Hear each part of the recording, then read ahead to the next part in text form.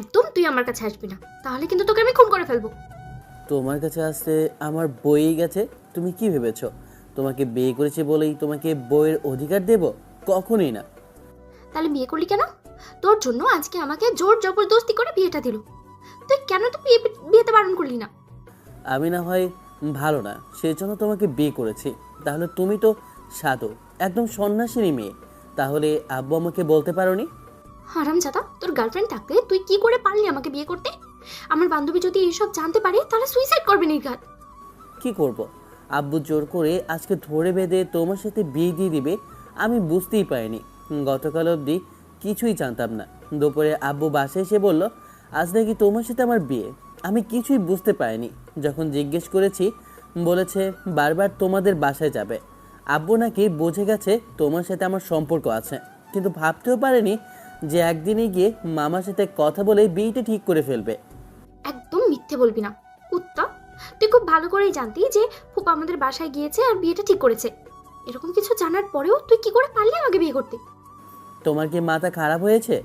আমার খেয়ে দিয়ে কোনো কাজ নেই, গার্লফ্রেন্ড থাকতে আমি কেন তোমাকে বিয়ে করতে যাব? আজব। তুমি না তোমার বান্ধবীর সাথে আমার রিলেশনটা করিয়ে দিয়েছিলে? তুমিও জানো আমি ওকে ভালোবাসি, তাহলে সজ্ঞানে তোমাকে কি করে আমি বিয়ে করব? বুঝতে পারছো না? আমার কি মাথা খারাপ যে তোমার মতো একটা জল্লাদ মহিলাকে আমার বিয়ে করতে হবে? তবে রে কুত্তা, তোর জন্য আমাকে বিয়েটা করতে হয়েছে। এখন আমার কি হবে? তোর মতো একটা বাদুড়ের সাথে আমাকে সংসার করতে হবে? হ্যাঁ হ্যাঁ, আল্লাহ, আব্বু আম্মা আমার কোনো কথাই শুনলো না। জোর করে ধরে তোর মতো একটা গাধার সাথে আমাকে বিয়ে দিয়ে দিল। বান্ধবীর গলায় তোকে ঝুলিয়ে দিয়ে ভেবেছিলাম অন্তত তুই আমার দিকে আসবি না, কিন্তু সেই তোকে আমার বিয়ে করতে হলো। আচ্ছা তুমি কান্নাকাটি করো না, আমি দেখছি কি করা যায়। আব্বুকে আমি কিছুতেই বোঝাতে পারিনি। আর যখন বলেছিলাম আমি তোমাকে না তোমার বান্ধবীকে পছন্দ করি, তখন আব্বু বলেছিল বিয়েটা ঠিক করে দিয়েছে। এখন পছন্দ করলেও তাতে কিছু আসে যায় না। আব্বুর কথাতে বিয়েটা করতেই হলো। আর যদি না করি তাহলে আমাকে ত্যায্য পুত্র করবে বলেছিল। এখন বলো, এরকম একটা অবস্থাতে আমি কি করে তোমার বান্ধবীর কথা বারবার বলতাম? আর বললে যদি বাসা থেকে বের করে দিত তখন, আর তোমার বান্ধবীর জীবনেও আমাকে বিয়ে করার কথা মাথাতে অন্তত আনতো না। তার থেকে তোমাকে বিয়ে করেছি, সেটাই ভালো নয় কি? কুত্তা, তোর জন্যই সবকিছু হয়েছে। তোর জন্য আমাকে বিয়েটাও করতে হলো। এখন আমার কি হবে? আর আমার বয়ফ্রেন্ড, ওর কি হবে? ও যদি জানতে পারে তাহলে কখনোই আমাকে আর... আজব, তোমার বয়ফ্রেন্ড আছে কখনোই বলনি তো? তোর গার্লফ্রেন্ড থাকতে পারে, তাহলে আমার বয়ফ্রেন্ড কেন থাকতে পারবে না? আর কুত্তা, তোকে আমি বলতে যাব কেন? হ্যাঁ, আমাকে কি পাগল কুত্তারে কামড়িয়েছে যে তোকে বলে শেষে আমার রিলেশনটারই 12টা আমি নিজে হাতে বাজাবো? কখনো কখনো না। তুমি একবার তো অন্তত আমাকে বলতে পারতে, আমি আটকানোর চেষ্টা করতাম। নাদিয়া বেড ছেড়ে উঠে আসলো, তারপর কষিয়ে একটা ঘুষি মেরে দিল ঈশানের পেট বরাবর। ঈশান ভেবেছিল প্রতিবারের মতোই মেয়েটা ওর মুখে কষিয়ে থাপড় বসাবে, কিন্তু সেটা না করে যে পেট বরাবর এত জোরে একটা ঘুষি বসাবে, মেয়েটার এই নরম হাতে যে এত জোর সেটাই ভাবতে পারেনি। পেটে হাত দিয়ে বলতে আরম্ভ করলো, ও মাগো কুত্তি, তোমার কি একটু দয়ামায়া হয় না? এরকম একটা মাসুম বাচ্চাকে কিনা শেষে মারধর করছো। তোকে না খুন করতে ইচ্ছে করছে। তোর জন্য আমার লাইফটা শেষ। এখন আমি কি করবো? হ্যাঁ, কি আর করবে? আচ্ছা ঠিক আছে, শোনো, আমি তোমার বান্ধবীকে কিছু বলিনি। ওকে সবটা বললে না হয়ও বুঝতে পারবে, কিন্তু তোমার বয়ফ্রেন্ডকে কি কি করে বোঝাবে? আর যদি আমাকে এটা বলতে তাহলে বিয়েটা ভাঙা যেত। আমি তো ভেবেছিলাম যে তোমার বান্ধবীকে বোঝাতে পারলে তোমার সাথে মানিয়ে নিতে পারবো, কিন্তু এখন তুমিও বলছো তোমার বয়ফ্রেন্ড আছে। কি করে হবে তাহলে? তোর ধান্দাটা কিন্তু আমার মোটেও ভালো ঠেকছে না ঈশান। আমি খুব ভালো করে বুঝতে পারছি যে তুই আমার সাথে উল্টাপাল্টা কিছু করার চিন্তা ভাবনা করেই আমাকে বিয়েটা করেছিস, তাই না? আমার বইই গেছে তোমার মতো একটা কুণ্ঠি মেয়েকে বিয়ে করতে। আর শোনো, আমার গার্লফ্রেন্ড আছে, আমি ওকে অনেক ভালোবাসি। ও এখনও জানে না। আমি ওকে ঠান্ডা মাথায় বোঝাবো। সেগুড়ে বালি, আমি আগেই ওকে বলে দিয়েছি তুই সব জ্ঞানে জেনে শুনে আমাকে বিয়ে করেছিস। ও কি পরিমাণে কান্নাকাটি করেছে তুই একটা বার যদি দেখতি তাহলে বুঝতে পারতি। না জানি এতক্ষণে সুইসাইড টুইসাইড করেই বসেছে কিনা আল্লাহ মাহবুদি জানে। আল্লাহ, সর্বনাশ, তুমি কি করলে এটা? আমি কি করে ওকে বোঝাবো? আমি তো বুঝতেই পারছি না যে তুমি কি করে এরকম একটা কাজ করতে পারলে। এমন কাজ করবে না তো কেমন কাজ করবে? তুই কি করে পারলি আমাকে বিয়ে করতে? তোর তো একটাবার লজ্জা হওয়া উচিত ছিল যে মামাতো বোন তোকে তার বান্ধবীর সাথে রিলেশন করিয়ে দিয়েছে, তুই গার্লফ্রেন্ডকে বিয়ে না করে শেষে মামাতো বোনকে বিয়ে করে নিলি কেন? তুই একটা বারও ফুপাকে বলতে পারলি না যে তুই বিয়েটা করবি না? তুই জেনে শুনে এমনটা করেছিস। আমি তোকে দেখে নেব, দেখিস তুই কি করে আমার সাথে থাকতে পারিস, আমিও সেটা দেখে নেব। আমার কথা শোনো, দেখো বিয়েটা যখন হয়েছে তখন আমরা না হয় ট্রাই করি কিছুদিন থাকার, তারপর যদি থাকতে না পারি। তোর কি মাথা খারাপ? তোর গার্লফ্রেন্ড আছে, আমার বয়ফ্রেন্ড আছে, সব জানার পরেও তোর সাথে আমি থাকবো? তুই কি বুঝতে পারছিস না যে এরকম করে থাকা সম্ভব না? তোর কথা শুনেই মনে হচ্ছে বিষয়টা এতটাই সহজ। তাহলে এখন কি করবে? বিয়ে করে সারতে পারলে না, এখন কি তুমি ডিভোর্সের কথা বলবে? দরকার পড়লে তাই হবে, তারপরেও তোর সাথে আমি সংসার করতে পারবো না। আমার বয়ফ্রেন্ড আছে, তাই বয়ফ্রেন্ডের সাথে পালিয়ে যাবো দরকার পড়লে। ঈশান কি বলবে জানে না। ছেলেটা এসে বিছানায় বসে পড়ল ধপ করে। আপনারা কি ভাবছেন এখানে কি হচ্ছে? ঈশান আর নাদিয়া মামাতো বোন ফুপাতো ভাই। সহজ কথায় বলতে গেলে দুজনেই কাজিন। এমন একটা পরিস্থিতিতে আজকে দুজনকে পড়তে হবে সেটা কেউই কল্পনাও করতে পারেনি। আসলে ঈশান ভেবেছিল যেহেতু মামাতো বোনের বান্ধবীর সাথে রিলেশনে জড়িয়ে আছে আর চুটিয়ে প্রেম করছে, তাতে কিছুদিন বাদে অনার্সটাও শেষ করে আব্বু আম্মুকে বিষয়টা জানাবে। আসলে মামা বাড়িতে ঘন ঘন যাবার কারণে যে এরকম একটা কাণ্ড ঘটবে সেটা ঈশান কখনো ভাবতেও পারেনি। আসলে ঈশান গত 1 বছর আগে যখন মামার বাড়িতে যায় তখন মামাতো বোনের সাথে তার বান্ধবীর সাথে দেখা করতে যায়। সেখানে গিয়েই ঈশান মেয়েটাকে প্রথমবার দেখে আর তারপর থেকেই মামাতো বোনের বান্ধবীকে ভালো লেগে যায়। ঈশান মেয়েটার সম্পর্কে খোঁজ খবর যখন ওর মামাতো বোনের থেকে নিতে আরম্ভ করে তখন মামাতো বোন বিষয়টা বুঝতে পেরে ওকে যখন সরাসরি জিজ্ঞেস করেছিল যে তার বান্ধবীকে পছন্দ করে কিনা।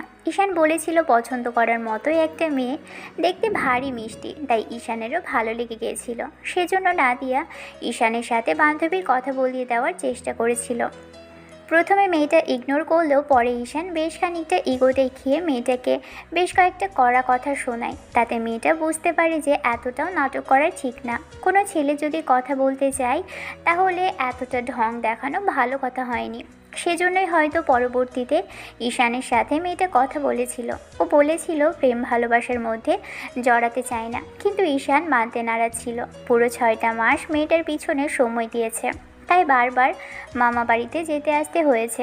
যেখানে মেয়েটার সাথে নাদিয়া আপু দেখা করেছে, ঈশান তার বান্ধবী অর্থাৎ সামিয়ার সাথে দেখা করার জন্য বারবার গিয়েছে। আর নিজের ভালোবাসার কথাটা বলতে থাকলে শেষে যখন সামিয়া ঈশানকে একদিন অনেক অপমান করে এসব বিষয় নিয়ে, তখন নাদিয়ার মন খারাপ হয়। এতে ভেবে ওর ভাই ফুপাতো ভাইকে এমন করে ওরই সামনে অপমান করলো। তারপর থেকে নাদিয়া 15টা দিন আর সামিয়ার সাথে কথা বলেনি। সামিয়া ওকে এড়িয়ে যাওয়ার বিষয়টা জিজ্ঞেস করলে নাদিয়া সেদিন মেয়েটাকে অনেক কড়া কথা শুনিয়ে দেয়। তখন ঈশানের বিষয়টা নিয়ে সামিয়া ভেবেছিল তার 15টা দিন পরেই কাকতালীয়ভাবে ঈশানের সাথে ওদের শহরে সামিয়ার দেখা হলে মেয়েটা কথা বলতে চাইলে ঈশান ওকে এড়িয়ে যেতে নেয়। কিন্তু তখন ঈশান এড়িয়ে যেতে পারেনি, কারণ সামিয়া নিজে থেকেই ওর নাম্বারটা চেয়েছিল। ঈশান নাম্বারটা দিলে পরে মেয়েটা নিজেই কল করেছিল। তারপর থেকে কথা বলতে বলতে দুজনের মাঝে সম্পর্কটা হয়ে যায়। কারণ প্রথম বারণ করলেও পরবর্তীতে ঈশানের এরকম পিছনে লেগে থাকাটা মেয়েটার ভালো লাগতো। আর ওর প্রতি এত কেয়ারিং, ওর কি পছন্দ করে না করে সবটাই ঈশান জেনে ফেলেছিল। আর একটা ছেলে এতগুলো দিন ধরে পিছনে পড়ে থাকলে দুজনের মাঝে প্রেম ভালোবাসাটা হওয়াটাই স্বাভাবিক। এই যুগের মেয়েদের এটাই একটা সমস্যা, সত্যিকারের ভালোবাসলে তাকে কখনো কাছে আসতে দিবে না। আবার যদি কেউ লোভ দেখিয়ে কিংবা ক্ষতি করার জন্য ভালোবেসে থাকে, তাকে ঠিকই ভালোবাসার জন্য উঠে পড়ে লাগবে। কিন্তু সামিয়া ভয় পেত যদি ঈশান ওর সাথে বাজে কিছু করে পালিয়ে যায়। তখন ঈশান ওকে প্রমিস করেছিল যে ওর হাতটা পর্যন্ত ধরবে না যতদিন না ও চায়। তারপর থেকে 6 মাস ঈশানের সাথে সামিয়ার রিলেশনটা চলেছিল। আর ছেলেটা বারবার এরকম মামা বাড়িতে যেতে আসতে দেখে আব্বু আম্মু বিষয়টা নিয়ে সন্দেহ করে। ঈশানকে জিজ্ঞেস করলেও এড়িয়ে যাওয়ার চেষ্টা করে। আসলে সামিয়ার সাথে দেখা করার জন্য হলেও মামা বাড়ির নাম দিয়ে সেদিকে যেতে হতো ছেলেটার। আবার যখন দেখা করে আসতো তখনও বিষয়টা জিজ্ঞেস করলে ঈশান মামা বাড়ির কথাই বলতো। আর বিষয়টা নিয়ে ওরা সন্দেহ করে বসে যে নাদিয়ার সাথে ঈশানের সম্পর্ক চলছে। এরকম কিছু বুঝতে পেরে তখন আব্বুর সাথে আম্মু বিষয়টা নিয়ে কথা বললে আব্বু একদিন নাদিয়ার আব্বু অর্থাৎ ঈশানের মামার সাথে গিয়ে কথা বলে। আর ছেলে মেয়ে যেহেতু বয়স হয়েছে তাই বিয়ের কথাটা বলে লোকটা তেমন করে আর বারণ করেনি, কারণ ভাগ্নে বড়লোক বাবার ছেলে, আর ব্যবসা বাণিজ্য সব মিলিয়ে বিষয় আশয় কম নেই তাদের, দেখতে শুনতে মাশাআল্লাহ, তাই বারণ করার কোনো প্রশ্নই ওঠে না। একমাত্র বোন জামাইয়ের আবদার রাখতেই মেয়েকে বিয়ে দেওয়ার জন্য রাজি হয়ে যায়। ঈশানের আব্বু আর বিয়েটা ঠিক করে এসে বিষয়টা আম্মুকে জানালে সেদিন দুপুরে ঈশান কলেজ থেকে ফিরেছিল, আর এসে এরকম কিছু জানার পর তখন আকাশ থেকে পড়েছিল। ছেলেটা ভাবতেও পারেনি যে আব্বু এরকম কিছু করে আসবে। তখন বারবার বারণ করতেই আব্বু বলে বিয়েটা ঠিক হয়ে গেছে, এখন আর বিয়ে ভাঙা সম্ভব না। ঈশান বাসা থেকে পালিয়ে আসার কথা বললে তখন আব্বু বলে দেয় যদি বাসা থেকে কোনোভাবে পালায় তাহলে ওকে ত্যায্যপুত্র করবে। এসব কথা শোনার পর ঈশানের হাত পা ঠান্ডা হয়েছিল, ভাবতেই পারেনি যে আব্বু এরকম কিছু বলবে, আর তারপর দিন ওকে বিয়েটা দিয়ে দিবে। আর ঈশান বিয়ের আগের দিন থেকে সন্ধ্যা থেকে নিয়ে শুরু করে বিয়ের সন্ধ্যা পর্যন্ত ঈশানকে ঘরের মধ্যে বন্ধ করে রাখা হয়েছিল। আর বিয়েটা ওদের বাসায় হয়, সেজন্য ছেলেটা কোথাও যেতেও পারেনি। নাদিয়াকে জোর করে ধরে এনে বিয়েটা দেওয়া হয়। নাদিয়া ওর আব্বুকে বলতেও পারেনি ওর অন্য কারোর সাথে সম্পর্ক আছে, আর ঈশান ওরই বান্ধবীর সাথে রিলেশন করছে। এরকম একটা ঘটনার জন্য এখন দুজনকেই পস্তাতে হচ্ছে। দুজনের গার্লফ্রেন্ড বয়ফ্রেন্ড থাকতেও একদম যারা দুজন বিপরীত দিকের মানুষ তাদের সাথে বিয়ে দেওয়া হলো। এখন ঈশান কী করবে সেটাই ভাবছে। কিছুক্ষণ ধরে চুপ করে থেকে তারপর বলতে লাগলো, এখন তুমি কি করতে চাইছো? ডিভোর্স দিলেই কি সব সমস্যার সমাধান হবে? না সামিয়া আমাকে মেনে নেবে, আর না তোমার বয়ফ্রেন্ডও তোমাকে মানতে চাইবে। দেখো যেটা হয়েছে সেটা নিয়ে মন খারাপ করে থেকে লাভ নেই। তুমি মানিয়ে নেওয়ার চেষ্টা করো, আর মানিয়ে না নিলে কোথায় বা যাবে শুনি? তুমি তোমার বয়ফ্রেন্ডের সাথে কথা বলে দেখতে পারো সে তোমাকে মেনে নেবে কিনা। একটাবার ভেবে দেখো। আমার মনে হয় না বিবাহিত একটা মেয়ের সাথে কেউ রিলেশন করবে, আর যদি করো তাহলে সেটা কোনো লাভের আশায়।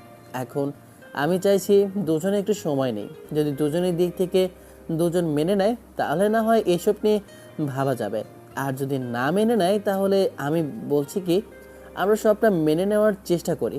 কি কি বলো? তোর কি মাথা খারাপ? তোর মতো কুত্তার সাথে আমি কখনোই থাকবো না। আমি কখনো তোকে ভালোবাসতে যাবো না। আর সংসার করা সেখানে তো অনেক দূরের কথা। শোন, তুই আমাকে ডিভোর্স দিবি 6 মাস বাদে, আমি তোর এখান থেকে চলে যাব। আর যদি আগেই সম্ভব হয় তাহলে আগেই দিবি, নাহলে আমি তোকে সত্যি খুন করে পালিয়ে যাবো বলে রাখলাম। আমার বইয়েই গেছে তোমার সাথে সংসার করতে। আমি জাস্ট কথার কথা বলছিলাম, কিন্তু তুমি যেহেতু মানবে না তাহলে আমার মানতে ঠেকা পড়েছে। আমি চাইছি না তোমার মতো একটা দরজাল মহিলার সাথে সংসার করতে। শোনো, এরকম একটা ভাব দেখাচ্ছ যেন কোনো রাজপুত্রকে বিয়ে করতে। আমি কি দেখতে শুনতে খারাপ নাকি? আব্বুর টাকা পয়সা কম আছে? এখন তুমি কি চাইছো? আমি আব্বুর কথা না শুনে হুটহাট করে গিয়ে তারপর তোমার বান্ধবীকে বিয়ের কথা বলি? সে কি বিয়ে করতো আমাকে? কখনোই করতো না। এই মুহূর্তে বিয়ে করার জন্য প্রস্তুত না। আমি বলেছিলাম কিছুদিন আগে। সামিয়া বলেছে অনার্স শেষ করতে। এখন আমার পক্ষে সম্ভব ছিল না তাকে মানানো। তাহলে তো আমি কাল রাতেই পালিয়ে যাওয়ার ব্যবস্থা করতাম। আম্মুর হাতে পায়ে ধরে হলেও পালানোর চেষ্টা করতাম, কিন্তু তোমার বান্ধবী আমাকে বারণ করেছে। তাহলে এই মুহূর্তে কি করে সম্ভব হতো বলো? আচ্ছা, কয়েকটা দিন না হয় আমরা ট্রাই করে দেখি, তারপর যদি মনে হয় যে থাকতে পারবে না তখন না হয়। আমি বুঝতে পারছি তুমি আমার সাথে সংসার করার চিন্তা ভাবনা করেছো, তাই না? আমি তোর গার্লফ্রেন্ডের থেকে দেখতে সুন্দর সেই জন্যই তুই আমার সাথে। একদম বাজে কথা বলবে না। আমার গার্লফ্রেন্ড তোমার থেকে দেখতে অনেক ভালো। তোমার মতো অত বজ্জাত নয় যে এরকম রাগ দেখাবে। দেখো, ওকে যদি আমি বলি ভুলবশত এরকম কিছু হয়ে গেছে তাহলে ঠিকই ও আমাকে মেনে নেবে। সেগুলো পালি, এতক্ষণে গিয়ে দেখো লাটা একদম চুকে গেছে। ঈশান পড়ে গেল মহাবিপদে। এখন কি করবে? এই মেয়েকে বোঝাতে পারছে না, তাহলে সামিয়াকে বোঝাবে কি করে? কিছু ভেবেই পাচ্ছে না। তারপর আর কি? রাতে যখন ঘুমানোর জন্য নাদিয়ার কাছে শুতে গেল তখন মেয়েটা বারবার ওকে দূরে সরিয়ে দিতে চাইলো।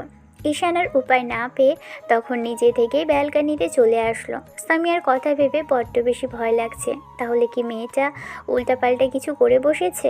আর করলে তো শেষে ওকেই জেলে যেতে হবে। কথাগুলো ভেবেই আর এক মুহূর্ত দেরি না করে মেয়েটাকে কল করলো। কয়েকবার বাজতেই ও পাশ থেকে কলটা রিসিভ হলো, তবে কান্নার আওয়াজ আসলো। ঈশান ফোনটা কানে দিতেই তখন মেয়েটা কোনো কথা বলছিল না। ছেলেটা ওকে হাজারটা কথা বলেও থামানোর চেষ্টা করে পারল না, কারণ মেয়েটা বারবার বলছে ওকে ঠকানো হয়েছে। তখন ঈশান ওকে বলল আব্বু আম্মু জেদের কাছে ওকে আজকে এরকম একটা কাণ্ড ঘটাতে হয়েছে, না হলে বিয়ে করার ইচ্ছেটা ওর কখনোই ছিল না। কিন্তু কে শোনে কার কথা? মেয়েটা কান্নাকাটি করতে লাগলো। তুমি কি করে পারলে আমাকে ভালোবাসা অবস্থায় অন্য কাউকে বিয়ে করতে, তাও আবার আমারই বান্ধবীর সাথে কিনা শেষে এরকম করে সম্পর্কে জড়ালে? আমাকে যদি ভালোবাসতে তাহলে কিছুতেই নাদিয়াকে বিয়ে করতে পারতে না। নাদিয়া নিজে দাঁড়িয়ে থেকে দেখেছে আমি তোমাকে কতটা ভালোবাসি, আর সেখানে কি করে আমার বেস্ট ফ্রেন্ড হয়ে আমাকে ঠকাতে পারলো ও? আমি ভাবতেও পারছি না তুমি আমার সাথে এত বড় অন্যায় করলে। আমি তোমাকে কখনো ক্ষমা করব না। তুমি আমাকে ঠকিয়েছো ঈশান, তুমি এমন করে আমাকে না ঠকালেও পারতে। আমি কি এমন অন্যায় করছিলাম বলো? তোমাকে নিজের থেকে বেশি ভালোবাসায় কি আমার অন্যায় ছিল? বেবি, আমার কথা শোনো। আমি ইচ্ছে করে এরকম কিছু করিনি শোনা, আর আমার কথাটা একবার অন্তত শোনো। আমি বুঝতেই পারিনি যে আব্বু এরকম কিছু। তুমি সব জানতে, সব কিছু জেনে শুনেই আমাকে ঠকালে। তুমি কেন এমন করলে বলো? তুমি জেনে শুনেই আমাকে কষ্ট দিলে ঈশান। ঈশান, আমি তো তোমাকে ভালোবাসতে চাইনি, দিন শেষে তোমার ভালোবাসায় বাধ্য করলো। তাহলে কেন আমাকে এত বড় শাস্তি দিলে? আমি তো তোমাকে মন থেকে ভালোবেসেছিলাম, কেন এত বড় প্রতারণা করলে আমার সাথে? মেয়েটাকে হাজারবার বোঝানোর চেষ্টা করেও পারল না ঈশান। শেষে উপায় না পেয়ে নিজেই কল কেটে দিল। ঈশান কি করবে বুঝতে পারছে না, মাথাটা পুরোই খারাপ হয়ে যাচ্ছে। অন্যদিকে রুমে এসে দেখলো নাদিয়া ঘুমিয়ে পড়েছে। এরকম একটা অবস্থায় মেয়েটাকে প্রচুর পরিমাণে সুন্দর লাগছে। বউ সাজে আজকে দেখতে একদম পরীর মতো লাগছে। মনে হচ্ছে এক্ষুনি ওর পাশে গিয়ে বসে মাথায় হাত বুলিয়ে দিতে, কিন্তু সেই সুযোগটা ঈশানের নেই। আর তার উপর অন্য একজনকে ভালোবাসে। এখন মামাতো বোনের সাথে এরকম কিছু করাটা অন্যায়। ঈশানকে মন থেকে সামিয়া বলতে পারবে, আর তাছাড়া টাকা পয়সা ছাড়া যেও শূন্য। আব্বু আম্মুর মাসের বাইরে গিয়ে এরকম কিছু করলে দিন শেষে ওকে কষ্ট পেতে হতো। তাছাড়া আব্বু কখনোই ওকে এরকম কিছু করতেও দিত না, বাসায় থাকতে দিত না। বিষয়টা নিয়ে ভেবেই ঈশান কিছুক্ষণ যাবৎ হাঁসফাঁস করতে লাগলো। তারপর রাতে আর ঘুমোতে পারেনি। বেডের এক সাইডে ফ্লোরে বসে হেলান দিয়ে ঘুমিয়ে পড়েছিল। সকালে নাদিয়ার চেঁচামেচি ঈশানের ঘুম ভাঙলো। তারপর তাড়াহুড়ো করে ঈশান সেখান থেকে উঠে দাঁড়াতেই নাদিয়া বলতে লাগলো, তোর সাহস কি করে হয় আবার আমার কাছে আসে? আমি বুঝতে পারছি তুই আমার সাথে উল্টাপাল্টা কিছু একটা করতে চেয়েছিস, তাই না? একদম উল্টাপাল্টা কথা বলবে না। তুমি আমাকে যতটুকু দায়ী করেছো এই বিয়ের জন্য, ঠিক ততটুকু তুমি নিজেও দায়ী। তুমি বুঝতে পারছো না যে তোমার জন্য আমাকে বিয়েটা করতে হয়েছে? আমি কি বিয়ে করতে চেয়েছিলাম বলো? আমি আমার গার্লফ্রেন্ড থাকতে তোমাকে কি করে বিয়ে করতে যাব? আমি তো ওর সব কিছু মিটিয়ে নেওয়ার চেষ্টা করেছিলাম। আমি কাল রাতে চেয়েছিলাম যে একটা সমাধানের মধ্যে আসতে। ওদের যদি বোঝাতে পারি তবে এই সংসারের কথা চিন্তা করব। এখন তুমি যেহেতু চাইছো না, তাহলে আমিও চাই না। আমিও চাই যে আমাদের ডিভোর্স হয়ে যাক, কারণ তোমার মতো মেয়ের সাথে এক মুহূর্ত কাটানো সম্ভব না। আমি এক্ষুনি আব্বু গিয়ে বলছি যে আমি তোমার সাথে থাকতে চাই না। বল না, বল, গিয়ে বল। তারপর দেখবি লাথি মেরে তোকে বাসা থেকে দূর করে দেবে। তখন কি করবি তুই? বাজা থেকে বেরিয়ে যাবে ভালো। তোমার মতো একটা বজ্জাত মেয়ের সাথে থাকার চেয়ে রাস্তায় গিয়ে থাকা ভালো। আমার বয়ে গেছে তোর মতো একটা বদলোকের সাথে আমার সংসার করতে। দূরে যা চোখের সামনে থেকে, দূর হ, হারামজাদা। তুমি কেন বুঝতে চাইছো না? তুমি যদি একটু আব্বুকে বোঝাও তাহলে না হয় আব্বু আম্মু বুঝতে পারবে যে ভুল করেছে। তারপর আমরা ওদের আস্তে আস্তে বুঝিয়ে বলবো। আর সবচেয়ে বড় কথা হচ্ছে যে ওদের বোঝাতে পারলে দেখবে যে ডিভোর্স নেওয়াটাও সহজ হয়ে যাবে। আমি কাউকে কিছু বলতে পারবো না। 6 মাস বাদে তুই যদি ডিভোর্স দিস তো ভালো কথা, নাহলে আমি এখান থেকে নিজে থেকেই পালিয়ে যাব। তারপর দেখবো তুই কি করে আমাকে আটকাতে পারিস। ঈশান কি করবে কিংবা কি বলবে বুঝতে পারছে না। কিছুক্ষণ যাবৎ চুপ করে রইল। তারপর নাদিয়ার পাশে বসলো, একটা দীর্ঘ নিঃশ্বাস ফেলে বলতে লাগলো, ঠিক আছে, তোমার যা মনে হয় করো, তবে আমি চাইছি না কোনো ঝামেলা বাড়াতে। অন্তত আমাকে একটু শান্তিতে থাকতে দাও। আমি চাই সামিয়াকে তুমি খুব ভালো করেই জানতে আমি সামিয়াকে ঠিক কতটুকু ভালোবাসি। এত ভালোবাসার পর যদি সামিয়াকে না পাই তাহলে কি করে থাকবো বলো? আমি তো সব কিছু মেটানোর চেষ্টা করেছিলাম, কিন্তু তুমি সেটা বুঝতেই চাইলে না। ঠিক আছে, তোমাকে কিছুই বুঝতে হবে না। নাদিয়া কোনো কথা না দিয়ে ঈশান গিয়ে ফ্রেশ হয়ে নিল। তারপর উপায় না পেয়ে নিজেও ফ্রেশ হয়ে এসে অনেকক্ষণ যাবৎ বসে রইল। একটু বাদে আম্মু ওদের খাওয়ার কথা বললে তখন ঈশান আম্মুকে উদ্দেশ্য করে বলতে লাগলো, আর খাওয়া, তোমার বৌমা কাল রাতে আমাকে যা খাইয়েছে না, আমি আর খাওয়ার কথা জীবনে চিন্তা করব না আম্মু। কি হয়েছে আব্বু, তুমি এমন করে কথা বলছো কেন? তাছাড়া নাদিয়া মামনি তোমার সাথে কিছু হয়েছে ঈশানের? আর তুমি ওকে কিছু বলেছো? না ফুপি, আমি কি বলবো তোমার ছেলেকে? তোমার ছেলেই বলেছে যে আমাকে বিয়ে করতে চায়নি, এখন আবার ডিভোর্সও চাইছে। আমি কি করে জানবো যে তোমার ছেলে অন্য কোথাও রিলেশন আছে? ঈশান কি বলবে জানে না, তবে এই মেয়ের মতলব মোটেও ভালো ঠেকছে না। তাহলে কি ওকে দিন শেষে ঝামেলার মধ্যে ফেলতে চাইছে? বিষয়টা নিয়ে ভেবে কিছুক্ষণ যাবৎ চুপ করে রইল। তারপর একটা সময় মনে হতে লাগলো নাদিয়া এবার বাড়াবাড়ি করছে। ঈশান এবার রাগী চোখে তাকিয়ে থেকে বলতে লাগলো, আম্মু, তোমার ভাতিজি খুব ভালো করে জানে তার বান্ধবীর সাথে আমার রিলেশন ছিল। সে নিজে দাঁড়িয়ে থেকে রিলেশনটা করিয়ে দিয়েছে। তারপরও তারও বয়ফ্রেন্ড আছে, জিজ্ঞেস করে দেখো। এখন তোমাদের সামনে ভালো সাজার চেষ্টা করছে। আম্মু, আমি সব কথা বলে দিচ্ছি, কাল রাতেই তোমার ভাতিজি বলেছে আমার সাথে থাকবে না, আর ওর ডিভোর্স চাই। এখন তোমরা কি করবে না করবে সেটা তোমরা জানো। দেখো, দিন শেষে যদি দুজনের দূরত্ব বাড়ে আর আমাদের মাঝে ডিভোর্স হয়, তাহলে আমি বলে দিচ্ছি এগুলোর জন্য আমাকে কোনো দোষ দিতে পারবে না। আমি চেয়েছিলাম সব ঠিক করে নিতে, আব্বুর কথা মেনে নিতে চেয়েছিলাম, কিন্তু এবার যদি ডিভোর্স হয় তাহলে আমি আমার পছন্দের মেয়েকে বিয়ে করে নেব। তখন তোমরা কেউ কিছু বলতে পারবে না। আর ও যে পরিমাণে জেদি, তাতে আমার সাথে কখনোই সংসার করবে না, বলে রাখলাম। ঈশান কথাগুলো বলেই বাসা থেকে বেরিয়ে গেল। সারাদিন এদিকে ওদিকে ঘুরেছে, কারো কলই রিসিভ করেনি। আব্বু কল করলেও সেটা দেখেনি, বাসায় আসলো।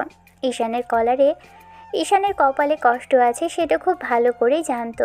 সামিয়ার সাথে দেখা করার চেষ্টা করলো, কথা বলার চেষ্টা করলো, ও ছোট বোনকে দিয়ে মেয়েটাকে ডাকানো পর্যন্ত, কিন্তু ও ঘন্টার পর ঘন্টা বাসার সামনে দাঁড়িয়ে থাকার পরও মেয়েটা বের হলো না।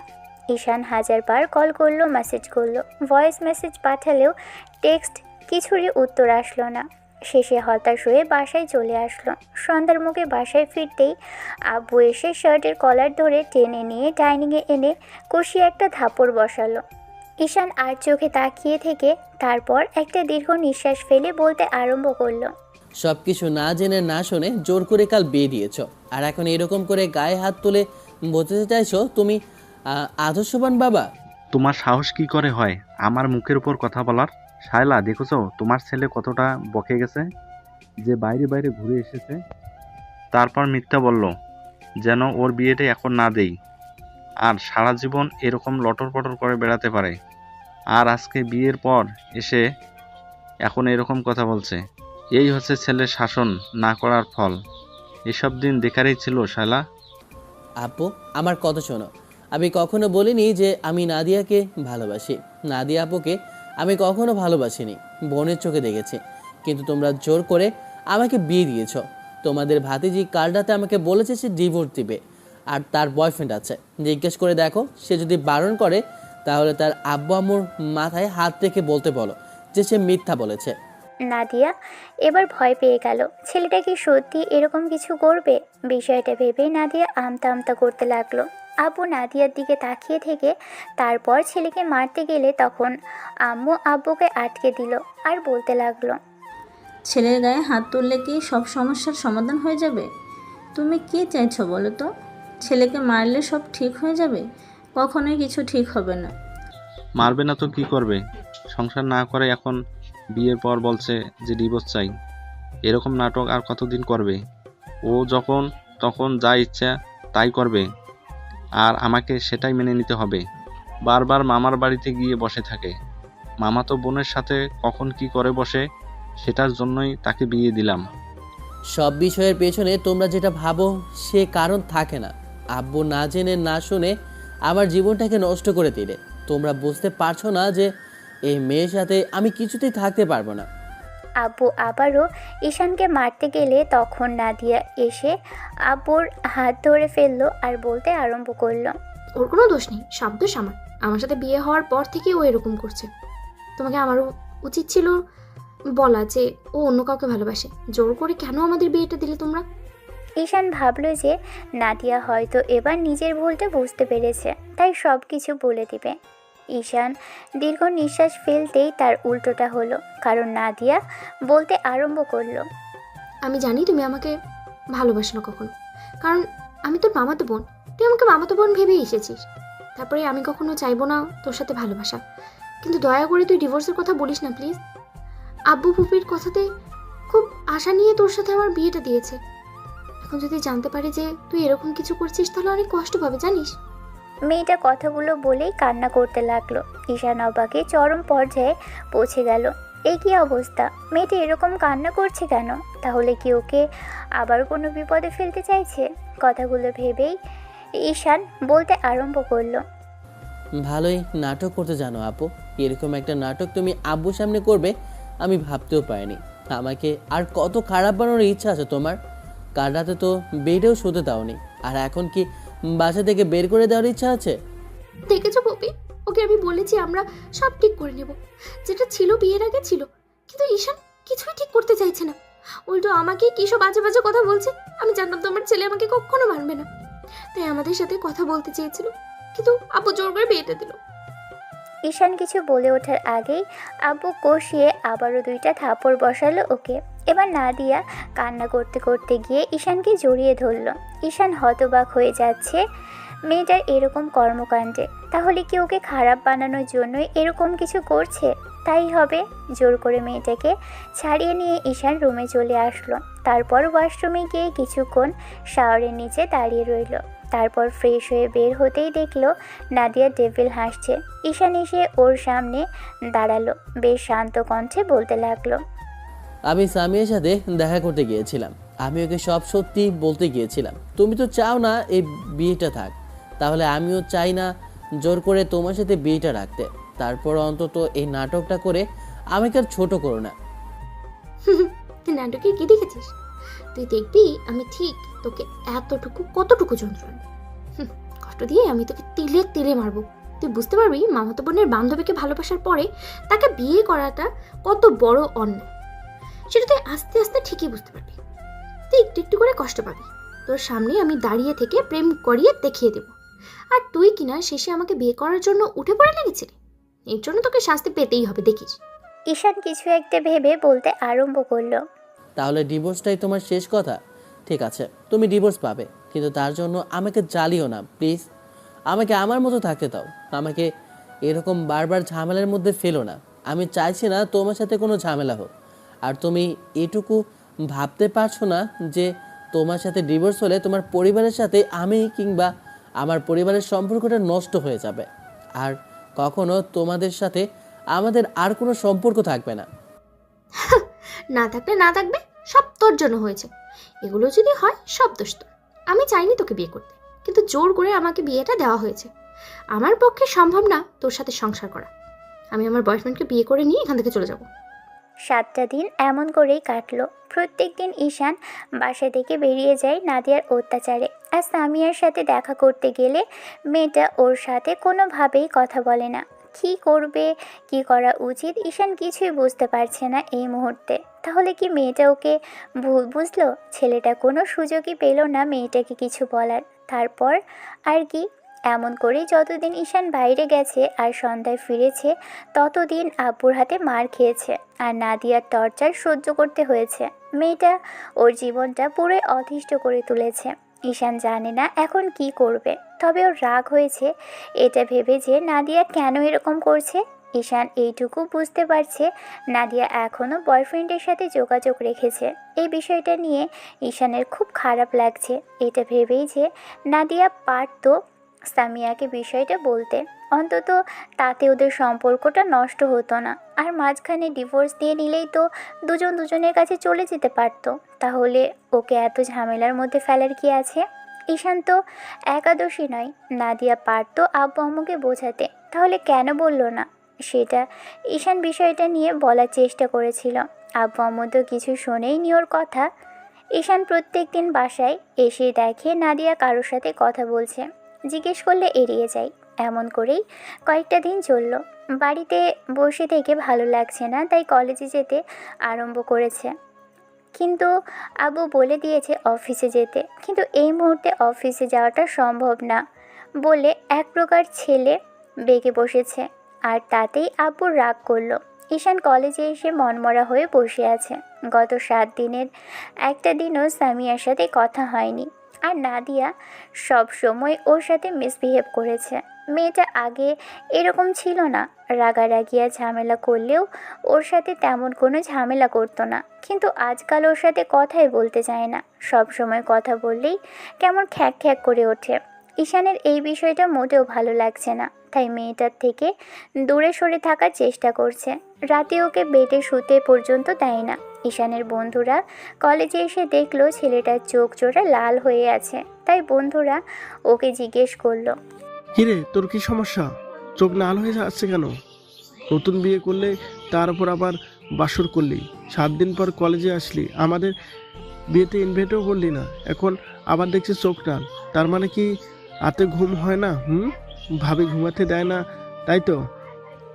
ঈশানের এই বিষয়টা নিয়ে এত খারাপ লাগলো যে বন্ধুকে কিছু বলতেও পারলো না। তারপর একটু হাসার চেষ্টা করে অসহায় কণ্ঠে বলতে লাগলো, বাসর রাত আমার প্রতি রাতেই হয়, সেজন্য আমি ঘুমাতেই পারি না বিছানায়। সে কিরে, বিছানায় বাসন না করে কোথায় গিয়ে করিস? আদরে বাঁদরে গিয়ে কি শেষ? তুই থাম তো, কি বলছে ও শুনতে দে। সবসময় খালি মস্কারি করিস। মস্কারি তো তোরাই করবি তাই না? কর কর, যেদিন আমি এখান থেকে চলে যাব কিংবা তোরা বিয়ে করবি সেদিন না আমার সাথে মস্কারি করতে পারবি, আর না তখন তোদের সাথে ভালো কিছু হবে। ঈশান কথাগুলো বলেই চুপ করে রইল। তখন মেহেদি কাঁধের উপর হাত রেখে বিষয়টা বারবার জিজ্ঞেস করতে ঈশান সবটা বলল। সব শোনার পর ওরা কিছুটা অবাক হয়ে ছেলেটার দিকেই তাকিয়ে রইল। দেখ, যা হবার হয়েছে। আমি বলি কি, তুই এখন একটু ভাবির সাথে কথা বলার চেষ্টা কর, কাছাকাছি চেষ্টা কর, তাহলেই হয়তো দেখবি আস্তে আস্তে সব ঠিক হয়ে যাবে। কিন্তু তুইও যদি দূরত্ব বজায় রেখে চলিস তাহলে দেখবি কখনোই কিছু ঠিক হবে না। তোর কি মনে হয় আমি ওর সাথে ভালোভাবে কথা বলার চেষ্টা করিনি? ও ভালোভাবে কথা বলার মেয়েই না। ভালো কথাই যাকে বোঝানো যায় সে একবার বললেই বুঝতে পারে, কিন্তু ওকে কখনো বোঝানো সম্ভব না।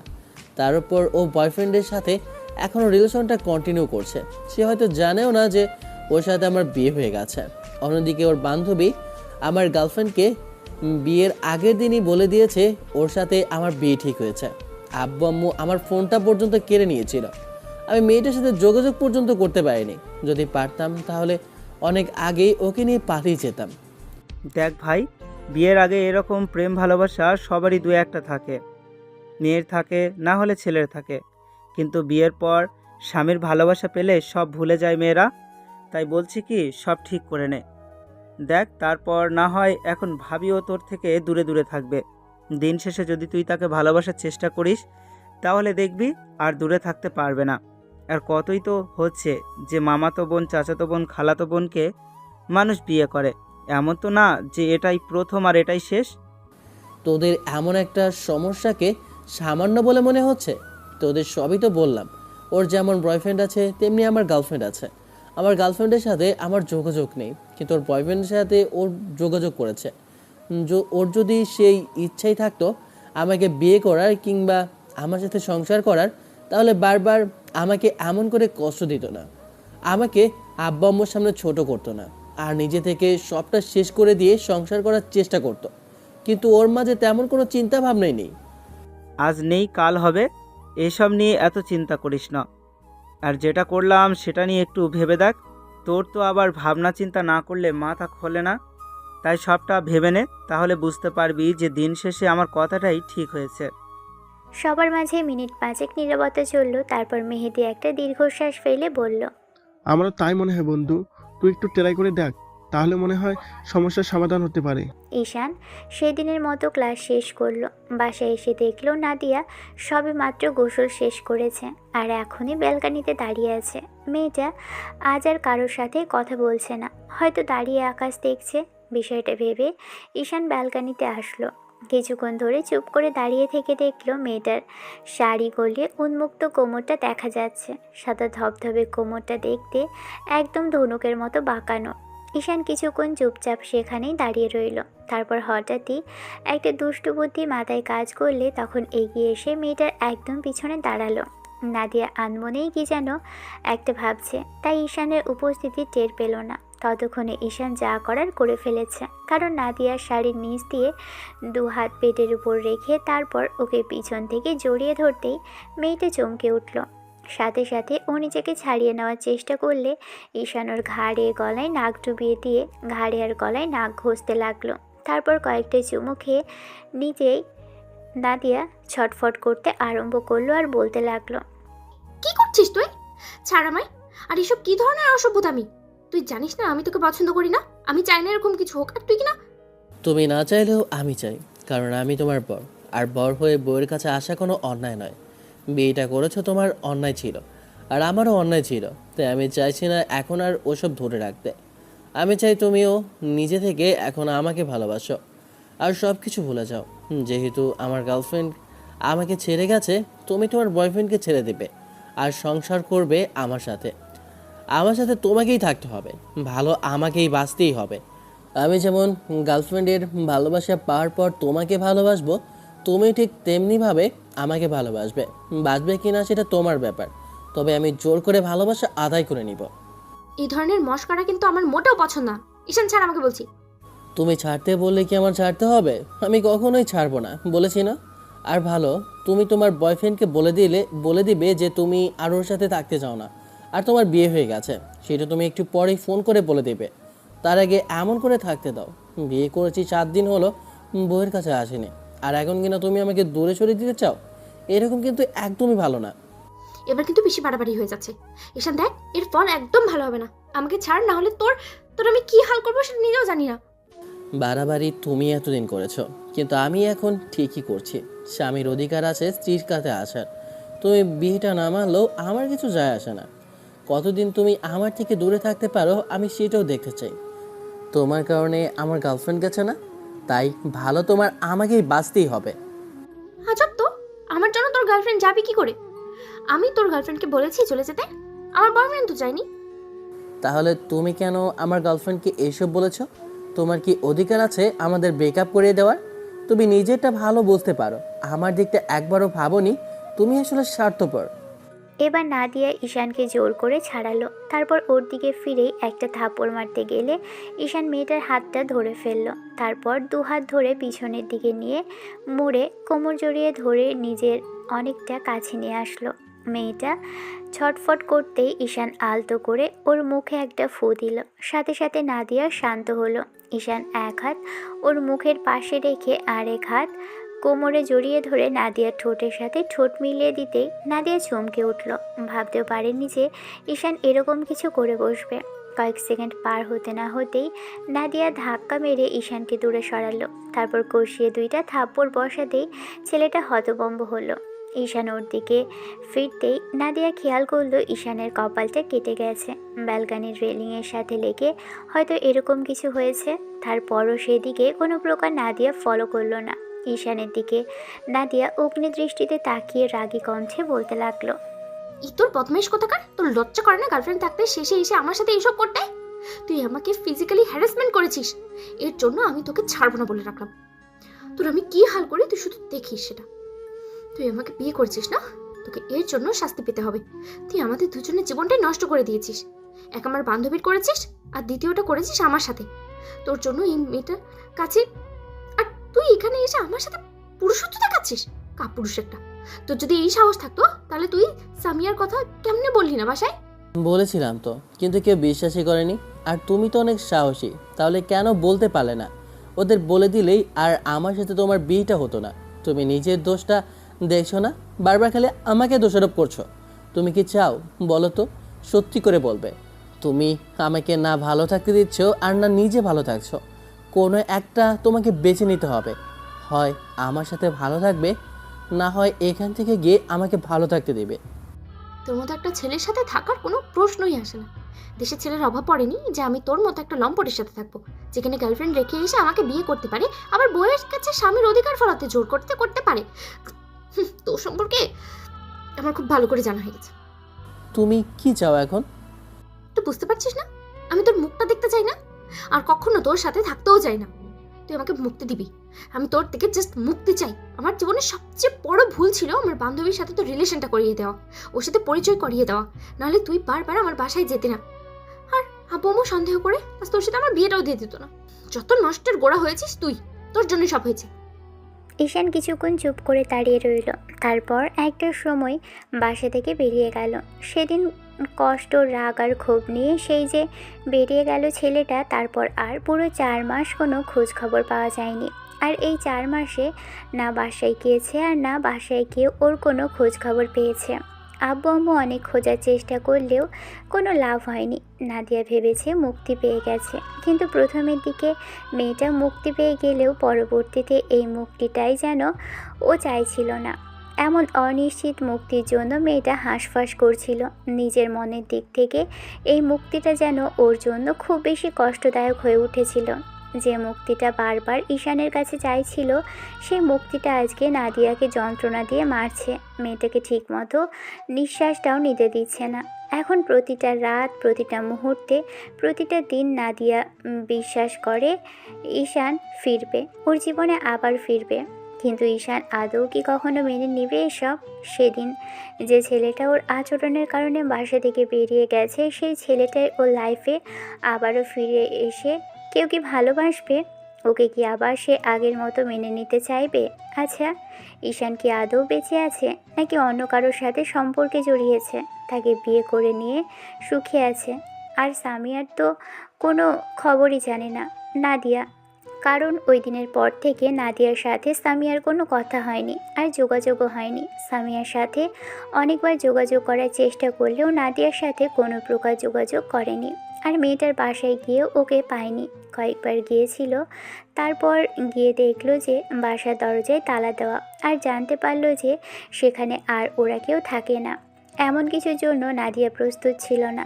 সব কিছু হাতের বাহিরে চলে গেছে। নিজের মন মতো সব কিছু যেখানে হতে যাচ্ছিল, সেখানে সামান্য একটা সিদ্ধান্তই আজকে সব কিছু পাল্টে দিয়েছে। সেদিন যে ছেলেকে ও প্রচুর পরিমাণে ঘৃণা করে দূরে সরিয়ে দিয়েছিল, সেই ছেলে এখন ফিরে আসুক। নাদিয়া বারবার সেটাই চাইছে। কিন্তু কেন চাইছে? তাহলে কি ঈশানকে ভালোবেসে ফেললো? স্বামী নামক মানুষটার কাছে কি বাধা পড়ে গেল?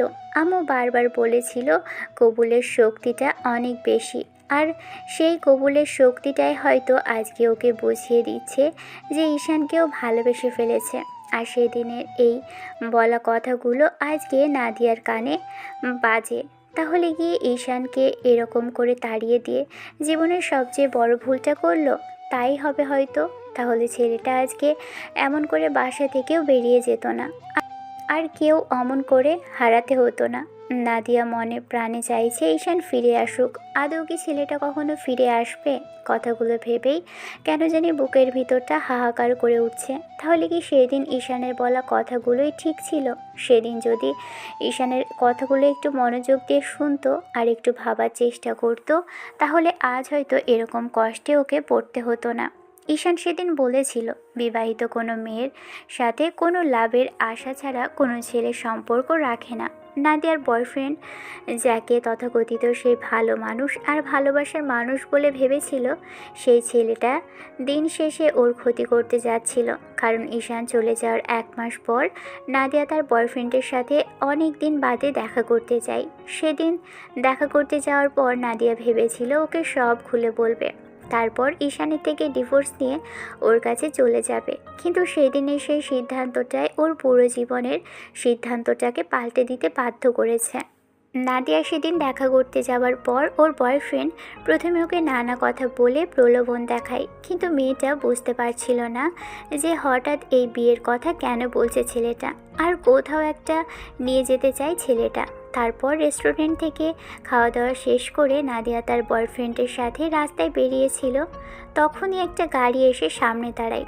আর নাদিয়ার বয়ফ্রেন্ড তখন জোর করে ওকে গাড়িতে উঠিয়ে নিয়ে যেতে গেলে সে সময় ঈশানের বন্ধুরা এসে সেখানে ওদের বাধা দেয়। নাদিয়া ভয় পেয়ে গিয়েছিল, খেদে ফেলেছিল। সেদিন ঈশানের বন্ধুরা ছেলেটাকে প্রচুর পরিমাণে মেরে তারপর পুলিশে দিয়ে দেয়। তারপর ঈশানের সাথে হওয়া ওদের শেষ কথোপকথন জানালে নাদিয়া সেদিন বাড়ি ফিরে আসে। আব্বু আম্মু এই বিষয়টা জানতে পেরে নাদিয়াকে হাজারবার জিজ্ঞেস করেছিল যদি বিয়েটা নাই করবে তাহলে বলতে পারতো, কেনই বা তাদের ছেলের সাথে এরকম কিছু করলো। ঈশান চায়নি তো ওকে বিয়ে করতে। নাদিয়া সেদিন কান্দাকাটি করে সবটা বলে দিল। সব শোনার পর আম্মু হতাশ হয়ে বলেছিল এই মেয়ের জন্যই তাদের ছেলে বাসা থেকে চলে গেছে। ওকে না জেনে না বুঝে কত কষ্ট দিয়েছে তারা। নাদিয়া সেদিন আব্বু আম্মুর পা জড়িয়ে ধরে কান্নাকাটি করেছিল, কিন্তু আব্বু আম্মুর তাতেই ওকে বাসা থেকে তাড়ায়নি। তারপর এসব জেনে নাদিয়ার আব্বু আম্মু এসে ওকে রাগারাগি করলে আম্মু বলেছিল ওকে বকাঝকা না করতে। ঈশান আসলে সব সমস্যার সমাধান হবে। কিন্তু তারপর থেকে আরও 3টা মাস কাটলো। পুরো 4 মাস কাটার পর ঈশান শহরে সেদিন ফিরেছিল, কিন্তু ফিরে প্রথমে সামিয়ার খোঁজ করেছিল, কারণ এই 4 মাসে নাদিয়ার কথাটা একটু ভুলেনি ছেলেটা। আর যতবার ভেবেছে মাথাটা গরম হয়েছে। আর যখন বন্ধুদের সাথে সব কিছু শুনেছে তখন ঈশানের মনে হয়েছিল এসব কিছু হবারই ছিল। ও বাসায় থাকলে নিজেই ওই মেয়েটাকে গলা টিপে মেরে ফেলতো। কী করে সাহস হলো ওদের বাসায় থেকে অন্য ছেলের সাথে দেখা করার? বাসা থেকে বেরোনোর 2টা মাস পর্যন্ত ঈশান শহরেই পালিয়ে রয়েছিল। সামিয়ার খোঁজ করলো, শেষে দেখা তো হলো। আর দেখা হবার পর মেয়েটাকে অনেক কথাই বলতে চাইলো। প্রথমে সামিয়া কথা বলতে না চাইলেও সেদিন ঈশান উপায় না পেয়ে তারপর মেয়েটার পা জড়িয়ে ধরতে হয়েছিল। রেস্টুরেন্টের মধ্যে এরকম একটা কর্মকাণ্ডে সামিয়া সেদিন ঈশানকে জোর করে উঠিয়েছিল। থাপ্পড় মারতে গিয়ে উল্টো ছেলেটাকে জড়িয়ে ধরে হাউমাউ করে কেঁদেছিল মেয়েটা। ঈশান ওকে অনেকক্ষণ জড়িয়ে ধরে রেখেছিল। সব কথা বলে সব ঘটনা শোনার পর সামিয়া রাগ করে থাকতে পারেনি। চুপ করে থাকলেও ওর একটা হাত জড়িয়ে ধরে কাঁধে মাথা রেখে অনেকক্ষণ কেঁদেছিল। কারণ এই 6 মাস মেয়েটা পুরো কষ্টে কেটেছে। আর যখন জানতে পেরেছে ঈশান সুখে নেই আর নাদিয়া ওকে ঠিক কতটুকু যন্ত্রণা দিয়েছে, ঈশান একটু মিথ্যা বলেছিল যে নাদিয়াকে ও ডিভোর্স দিয়ে দিয়েছে। তাই সামিয়াও ভেবে নিয়েছে যেহেতু ডিভোর্স হয়ে গেছে তাহলে ভালোবাসার মানুষটাকে আর দূরে রাখবে কেন? আর যা হয়েছে সেটাতে ওর কোনো দায় নেই। ঈশানও কান্নাকাটি করে মেয়েটাকে অনেক আশ্বাস দিয়ে কথা বলেছিল, যার কারণে ঈশানের এরকম ভালোবাসার কাছে সামিয়া বাধ্য হলো হার মানতে। শেষে ঈশানের দেওয়া প্রতিশ্রুতি অনুযায়ী আবারও মেয়েটা ওকে প্রতিশ্রুতি দেয় বিয়ে করার। আর সেদিনই ওদের বিয়ে হয়। এরকম কিছু হঠাৎ করেই হলো, তাই ঈশান অনেক খুশি, কারণ ও নিজের কথাটা রাখতে পেরেছে। নিজের কথা বলে ভুল হবে, ওর চিন্তাভাবনাই এরকম ছিল। আর ফিরে এসে যে সামিয়াকে খুঁজে বের করে ওকে সত্যিটা বলা, আর তারপর যদি সামিয়া সবটা মেনে নেয় কিংবা ওর ভালোবাসাটা স্বীকার করে, যদি কারোর সাথে সম্পর্কে না জড়ায়, ওর বিয়েটা না হয়, তাহলে সামিয়াকেই বিয়ে করে নেবে। আর ঈশান সেদিন বাসা থেকে এক প্রকার জেদ করে বলে বেরিয়েছিল যদি বাসায় ফিরে তাহলে ও নাদিয়ার জন্য সতী নিয়েই ফিরবে। তবে ঈশান জানে না নাদিয়া আছে ওর জন্য অপেক্ষা করে কিংবা বাসায় চলে গেছে কিনা, কারণ এই 3 বন্ধুদের থেকে ওসব কথা শোনার পর ওর সম্পর্কে জানার ইচ্ছেটাই মরে গিয়েছিল। বন্ধুদের সাথে যোগাযোগ হলেও ওই মেয়েটার কথা কখনো জিজ্ঞেস করা হয়নি। ঈশান সব কিছু ভেবে চিন্তেই পুরো একটা দিন মেয়েটার সাথে একান্তে কাটিয়ে তারপর পরদিন ছুটির দিন ছিল। আবু বাসায় সে সময় বাসায় ফিরল। ঈশান জানে এই মুহূর্তে বাসায় ফিরলে আব্বুকে পাওয়া যাবে, তাই চিন্তা ভাবনা করেই বাসায় এসেছিল। আর তারপর যখন সবাই দুপুরে খাবার খাচ্ছিল তখনই মেয়েটাকে নিয়ে ঈশান বাসার ভিতর ঢুকলো। আম্মু ঈশানকে দূর থেকে দেখে দৌড়ে আসলো, কিন্তু এসে যেন অবাকে চরম সীমানায় পৌঁছে গেল।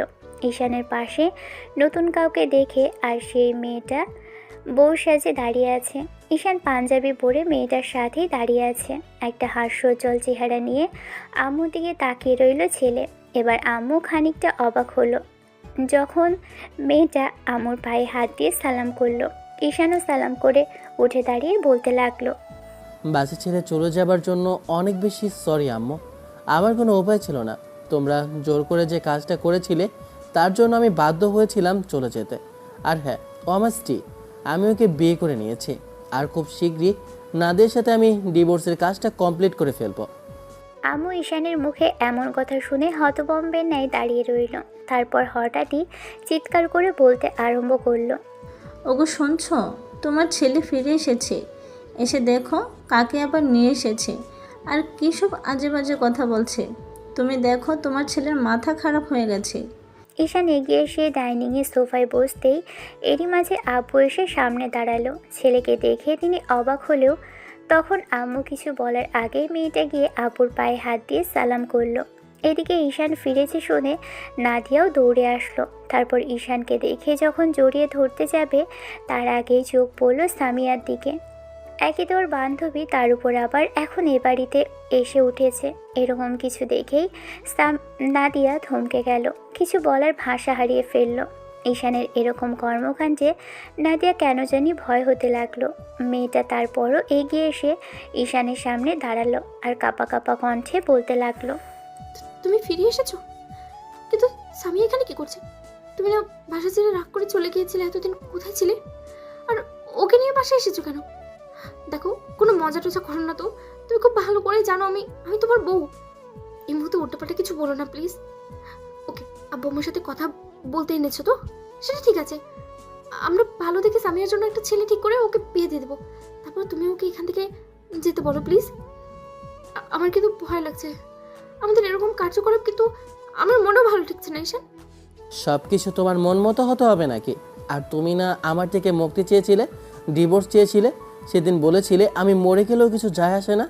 তোমার পরিবারের সাথে আমার সম্পর্ক নষ্ট হলো কি না তাতে তোমার কিছুই যায় আসে না। আমার মতো ছেলে নাকি শাস্তি হওয়ার দরকার ছিল, তার শাস্তি হয়েছে। আমি বলেই বেরিয়েছিলাম না যদি বাসায় ফিরি তাহলে তোমার সতীন নিয়েই ফিরবো। তোমার সাথে বিয়ে হওয়ার পরেই আমি এরকম কিছু করেছি। আর দেখো, তুমি আজকে সেটা দেখতে পেলে। অবশ্য আমি এটা আশা করিনি যে তুমি বাসায় থাকবে, কিন্তু এখানে এসে দেখতে পেলাম তুমি আছো। ভালোই হয়েছে। এবার দেখো কেমন লাগে যে নিজের ওয়াইফ যদি অন্য পুরুষের সাথে কথা বলে, তার সাথে ঢলাঢলি করে, সেটা তার জন্য ঠিক কতটুকু কষ্টের এখন তুমি বুঝতে পারছো তো? আর বুঝতে না পারলেও তাতে আমার কিছু যায় আসে না। তবে সামিয়াকে আমি সব বলে দিয়েছি, আব্বু আম্মুকে সব বলবো। ঈশান, আমরা সবই জানি, কারণ নাদিয়া আমাদের সবই বলেছে। তোর বন্ধুরাও সবটা জানিয়েছে নাদিয়া কি করেছে। তাহলে তো সবটা হয়ে গেল। তোমরা কেন ওকে এখান থেকে চলে যেতে বলোনি? আর বলতে পারোনি যে 6 মাস পরে ওর সাথে আমার ডিভোর্স হয়ে যাবে? আব্বু কিছু বলতে যাবে তার আগেই ঈশান হাতের ইশারায় থামিয়ে দিয়ে কোমর থেকে বেল্ট খুলে আব্বুর হাতে দিয়ে বলতে আরম্ভ করলো।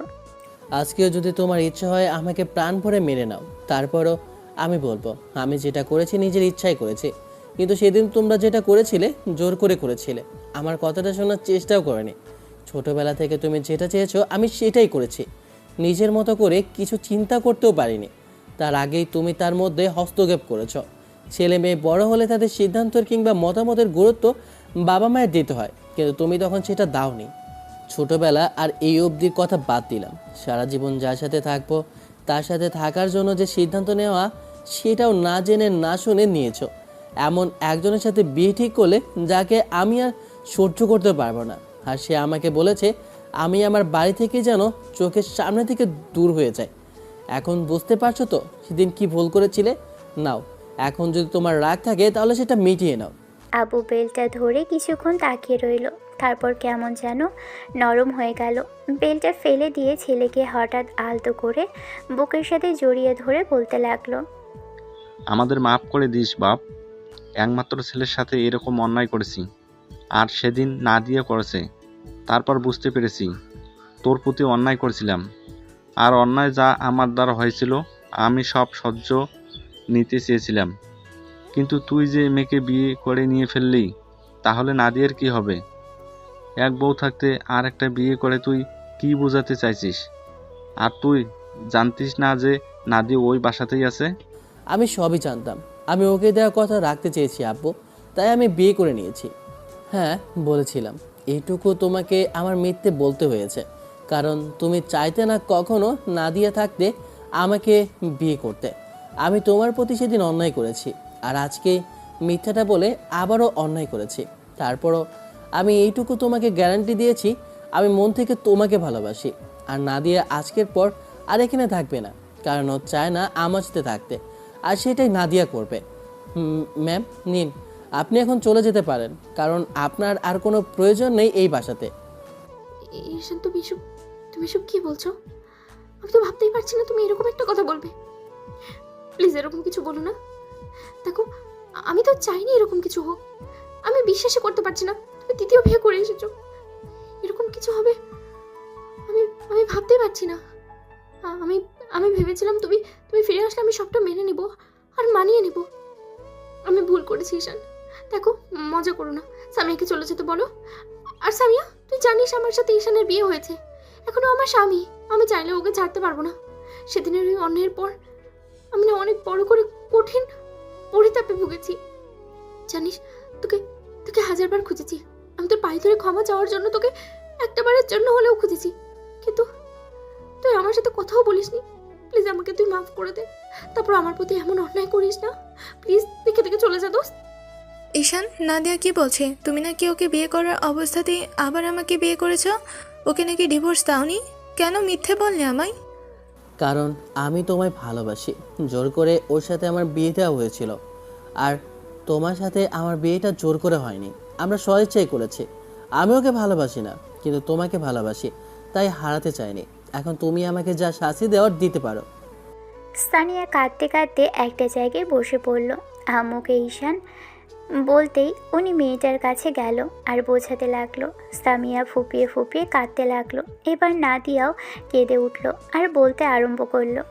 সেদিন ভুল করেছিলাম বলে সারা জীবনের জন্য শাস্তি দিলে তুমি আমাকে ঈশান। বিয়েটা যেমন করেই হোক, রাগের মাথায় যাই বলি, তারপরও দিন শেষে আমি তো তোমাকে মেনে নিতে চেয়েছিলাম, তোমার সাথে সারা জীবন থাকতে চেয়েছিলাম, কিন্তু তুমি কেন এরকম করলে বলো? আমি কি এতটাই খারাপ যে আমাকে একটু ভালোবাসা যেত না? আমি এত অন্যায় করেছি যার জন্য আমাকে এরকম শাস্তি দিলে তুমি? আমি তো বুঝতে পেরেছি, বলো, সব অন্যায়ের স্বীকারোক্তিও দিয়েছি। আমি অন্যায় করেছি তার জন্য নিজেকে শাস্তিও দিয়েছি। এতগুলো দিন তোমার জন্য অপেক্ষা করেছি, কিন্তু এই শাস্তিটা কি যথেষ্ট ছিল না? আমি তো তোমাকে ডিভোর্স দেইনি, তার আগে কেন তুমি ওকে বিয়ে করে নিলে? আমি তো মরে যাইনি ঈশান, তাহলে কেন আমাকে এরকম একটা শাস্তি দিলে বলো? আমি তোমাকে আগেই বলে দিয়েছিলাম, আমি যদি বিয়ে করি তাহলে সামিয়া কি করব। অবশ্যই এটা আর সেদিন বলিনি, তার আগেই বলেছিলাম। সবচেয়ে বড় বিষয় হচ্ছে, তুমি আমাকে যেদিন থাপ্পড় মেরেছিলে সেদিন আমি তোমাকে বলে দিয়েছিলাম আমি তোমার জন্য সতীন আনবো, আর দেখো সেটাই এনেছি। এখন তুমি মানবে কি না সেটা তোমার বিষয়। থাকতে চাও যদি তুমি থাকতে পারো, এইটুকু সুযোগ আমি দিচ্ছি তোমাকে। তবে আমি বিশ্বাস করি না যে তুমি আমার সাথে বেশি দিন থাকতে পারবে। সতীনের সংসার তো দূরে থাক, তোমার আমার সংসার করাটাই কষ্টে, কারণ তোমার না বয়ফ্রেন্ড আছে। যাও যাও, বয়ফ্রেন্ডের কাছে চলে যাও। সামিয়া সোনা পাখি, আসো তো আমার কাছে, আসো। তোমাকে কষ্ট দিয়েছি না, আর কষ্ট দেব না জান, এবার আদর করে দেব। ঈশানের এরকম আদুরে কণ্ঠে কথা শুনে সামিয়া কান্নার মাঝেও লজ্জা পেয়ে গেল। মেয়েটা মাথা নিচু করে আছে। ঈশান একটা ডেভিল হাসি দিল। অন্যদিকে নাদিয়া কেঁদে কেটে অবস্থা খারাপ করে ফেললো নিজের। মেয়েটা কিছুক্ষণ ফ্লোরে বসে বাচ্চাদের মতো গড়াগড়ি দিয়ে কাদার মতো ব্যাপার স্যাপার ঘটালো। আব্বু আম্মু, তোমরা মামাকে ডাকো, তার মেয়েকে নিয়ে যেতে বলো। এত কিছুর পরও তোমরা ওকে এই বাড়িতে কেন রেখেছো আমি সেটাই বুঝতে পারছি না। দেখ বাবা, যেটা করছিস ভালো করছিস। এখন ওদের জিজ্ঞেস কর, দেখ ওরা একসাথে থাকতে পারে কিনা। এখন বিয়ে করে এসে যদি বলিস প্রথম বউকে চলে যেতে, সেটা কি সম্ভব? আমি এত রাগী মানুষ হয়েও তোর এতদিনের ফিরে আসার জন্য এই বিষয়টা মেনে নিতে চাচ্ছি। এখন যদি তুই এইরকম পাগলামি করিস তাহলে কিন্তু আমাকে কঠোর হতে হবে। কাউকে কোথাও যেতে হবে না, আমি চলে যাব। দেখো, আমি অনেক দূরেই হারিয়ে যাব। তুমি যেহেতু আমাকে আর চাও না, আমি তো ভুল করেছি, সে ভুলের প্রায়শ্চিত্তই করব। ওদের মাঝে দেওয়াল হওয়ার কোনো ইচ্ছে আমার নেই। স্বামীকে ভালোবাসা আমার জন্য অন্যায় ছিল পুপা। আমি ওর ভালোবাসা বুঝতে পারিনি। ও যখন মানিয়ে নিতে চেয়েছিল তখন আমি ওকে মানতে পারিনি। আর আজকে যখন ও ফিরে আসলো তখন ও আর আমার নেই, অন্য কারো রয়ে গেছে। এসব আমার সাথে হবারই ছিল ফুপা। আমি অন্যায় করেছি, তার শাস্তি পাচ্ছি। আমাকে আমাকে আরো শাস্তি দাও, আমার আরো শাস্তি হওয়া উচিত। মেয়েটা হাঁসফাঁস করতে আরম্ভ করেছে। যতক্ষণ ঈশান ওকে সামলালো ততক্ষণে মেয়েটার চোখ দিয়ে যেন আগুন বেরোচ্ছে। এমন কিছু দেখেই ঈশান কিছুক্ষণ যাবৎ মেয়েটাকে শান্ত করার জন্য ওর কাছে বসলো। তারপরও নাদিয়া জোর করে নিজেকে ছাড়িয়ে নেওয়ার চেষ্টা করলে তখন ঈশান ঠাস করে ওর গালে একটা থাপড় বসালো আর বলতে আরম্ভ করলো। নাদিয়া কাঁদতে কাঁদতে দৌড়ে উপরের দিকে চলে গেল। ঈশান বুঝতে পারল অবস্থা বেগতিক। বিষয়টা বুঝতে পেরে ঈশানও দৌড়ে পিছন পিছন যেতে লাগলো। মেয়েটা যে কী পরিমাণে আবেগী ঈশান সেটা খুব ভালো করেই জানে। তাইও যখন কাঁদতে কাঁদতে উপরের দিকে গেল তখন ছেলেটা ওর পিছন পিছন গেল। এবার সামিয়াও সেদিকে গেল, কিন্তু এরই মাঝে নাদিয়া দৌড়ে গিয়ে রুমের দরজা আটকে দিয়েছে। নিজেকে শেষ করে দেওয়ার জন্য গলায় দড়ি দিবে ভেবেই ওড়নাটা ফ্যানের সাথে ম্যাচালো। এমন কিছু দেখে ঈশানের বুকের ভিতর ধক করে উঠল। মেয়েটা আবার কি নাটক শুরু করলো কে জানে। বিষয়টা ভেবেই ঈশান তাড়াহুড়ো করে এবার রুমের দরজা খোলার চেষ্টা করলো, কিন্তু কিছুতেই কিছু হচ্ছে না। বিপদের সময় মাথায়ও কাজ করে না। শেষে সামিয়া আম্মুকে বলল রুমে ডুপ্লিকেট চাবি আনতে। আম্মু দৌড়ে সেটা নিয়ে আসে। তারপর দরজা খুলতে এরই মাঝে নাদিয়া অলরেডি গলায় ফাঁসি ঝুলিয়ে দিয়েছিল। মেয়েটা হাঁসফাঁস করতে আরম্ভ করেছে। যতক্ষণ ঈশান ওকে সামলালো ততক্ষণে মেয়েটার চোখ দিয়ে যেন আগুন বেরোচ্ছে। এমন কিছু দেখেই ঈশান কিছুক্ষণ যাবৎ মেয়েটাকে শান্ত করার জন্য ওর কাছে বসলো। তারপরও নাদিয়া জোর করে নিজেকে ছাড়িয়ে নেওয়ার চেষ্টা করলে তখন ঈশান ঠাস করে ওর গালে একটা থাপড় বসালো আর বলতে আরম্ভ করলো। পাগল হয়ে গেছো তুমি? রাগের মাথায় একটা কথা বলেছি তাতে নিজেকে শেষ করে দিতে হবে? কি সব শুরু করেছো তুমি? তুমি না বিয়ে করে নিয়েছো? ছাড়ো আমাকে, আমি সত্যি মরে যাবো। আমি বাঁচতে চাই।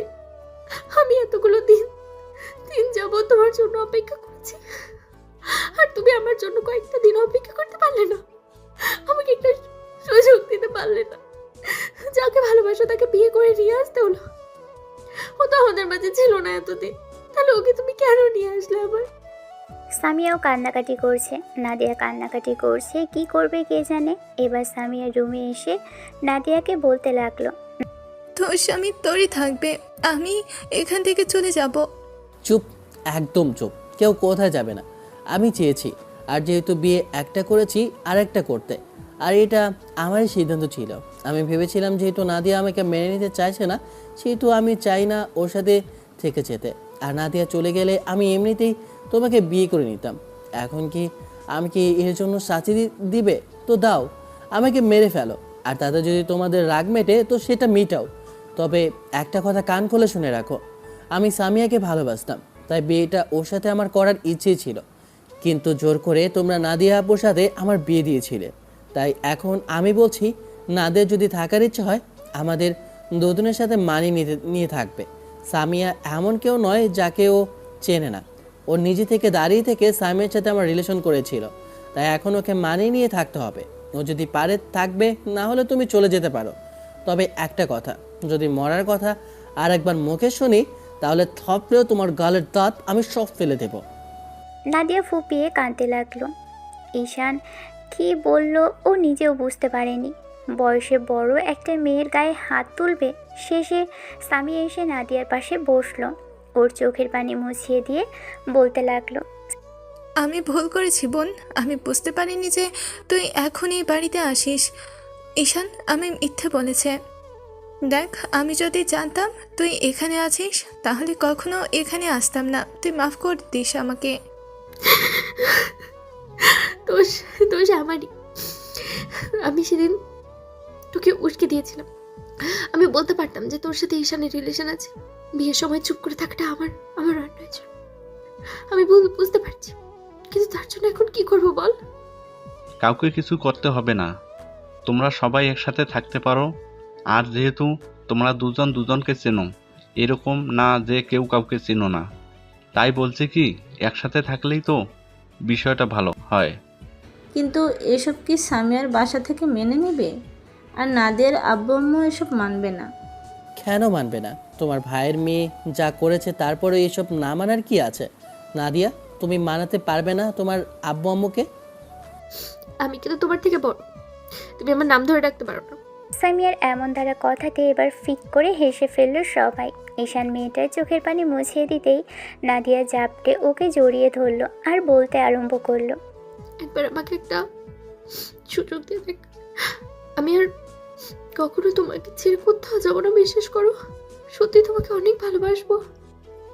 আমি বুঝতে পেরেছি স্বামীকে ছাড়া অন্য কাউকে ভালোবাসতে হয় না মেয়েদের, আর সেটা বিয়ের পরে অন্যায়।